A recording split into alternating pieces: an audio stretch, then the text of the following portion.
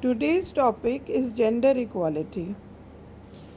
It is believed that today's society is a man's world and a woman is universally ill treated in all countries of this world.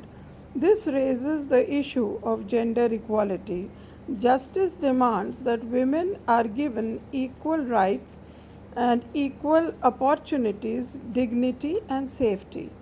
But nevertheless, today's society and the ancient society till now has not truly given the woman her rightful place in the society.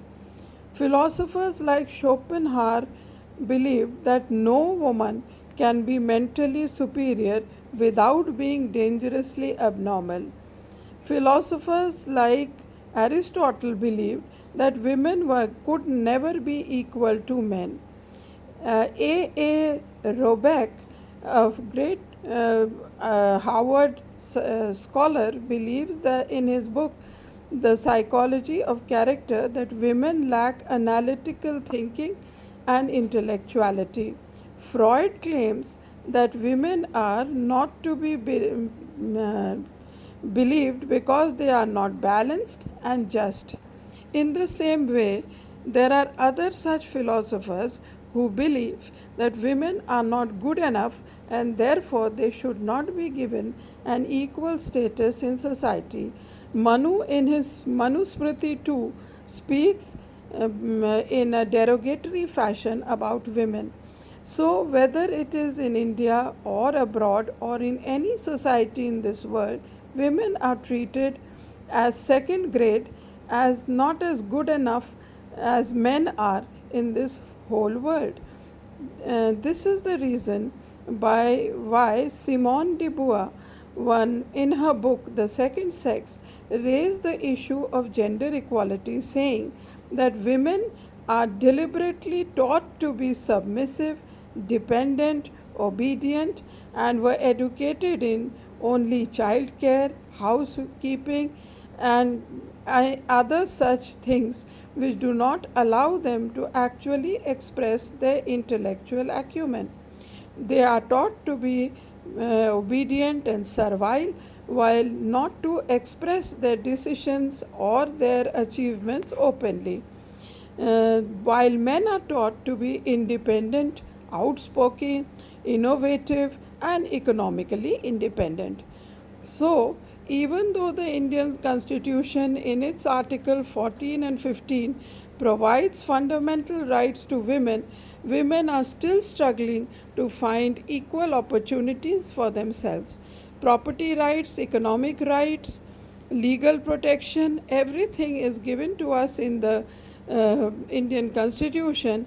Even then, we find various cases of violence against women and they are deprived of their rightful opportunities. Therefore, women not only in India but all over the world are still fighting for themselves. Let us now go to the Hindi version of this lecture.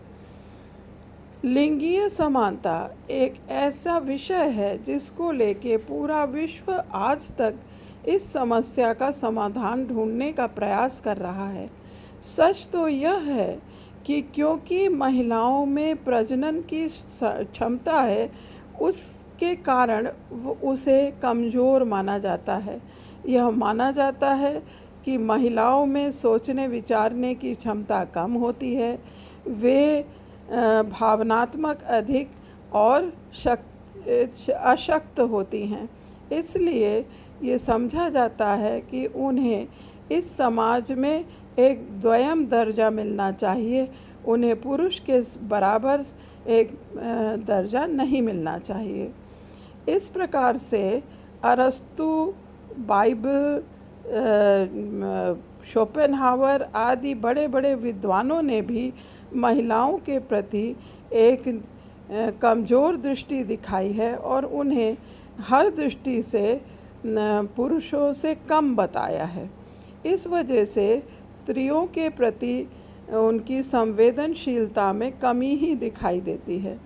ये कहा गया है कि स्त्रियां शक्तिशाली नहीं होती, बौद्धिक नहीं होती, उन्हें सोचने समझने की क्षमता में कमी होती है, उन्हें स्वतंत्र चिंतन नहीं करना चाहिए, उन्हें आत्मनिर्भर नहीं होना चाहिए।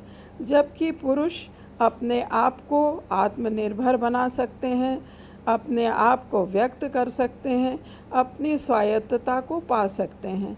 इस प्रकार से ऐसी सोच के कारण नारी का बराबर उत्पीड़न ही होता रहा है और इस वजह से भारतीय नारी ही हो या किसी भी देश की नारी हो, वो आज तक अपने सही स्थान को प्राप्त करने में प्रायः असमर्थ ही दिखाई देती है।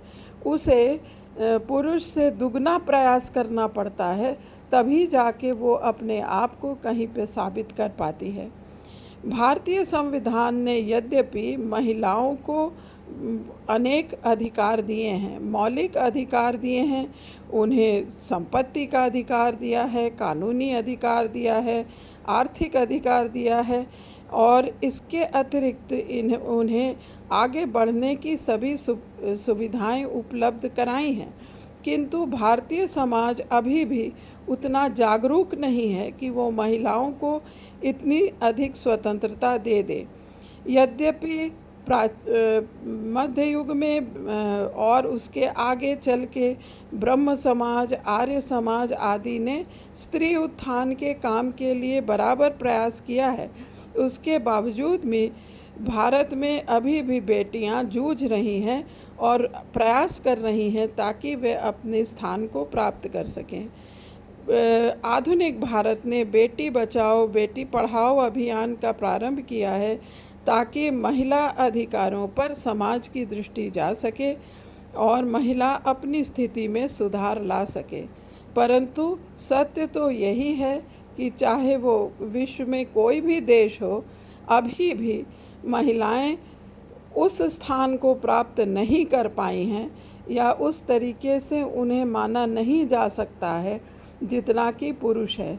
अभी भी वो प्रयासरत हैं, कार्य कर रही हैं, आगे बढ़ रही हैं। कुछ देशों में बराबरी हासिल हो गई है, कुछ देशों में अभी भी बाकी है, किंतु सत्य ये है कि आज जो भी महिला की स्थिति है उसके लिए दोषी समाज ही है। आज हम इस लेक्चर को यहीं ख़त्म करते हैं। अगले लेक्चर में एक नए टॉपिक के साथ आपके पास उपस्थित होंगे। धन्यवाद।